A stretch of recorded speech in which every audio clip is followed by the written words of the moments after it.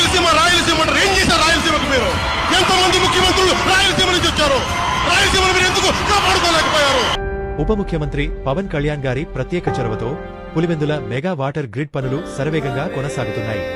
సుమారు 280 కోట్లతో 96% పనులు పూర్తి కాగా 99% పైప్ లైన్ నిర్మాణం పూర్తయింది. పులివెందుల పట్టణం, గ్రామీణ ప్రాంతాలు, సింహాద్రిపురంలో పనులు పూర్తయ్యాయి. లింగాల మండలంలోని 24 గ్రామాలకు తాగునీరు అందించేందుకు చర్యలు కొనసాగుతున్నాయి. పులివెందుల ప్రజల దాహానికి శాశ్వత పరిష్కారం చూపే దిశగా పనులు వేగంగా పూర్తవుతున్నాయి. ప్రజల ప్రాథమిక అవసరాలకు ప్రాధాన్యతనిస్తూ రాజకీయాలకు అతీతంగా ఈ తాగునీటి పథకం ముందుకు తీసుకెళ్లబడుతోంది.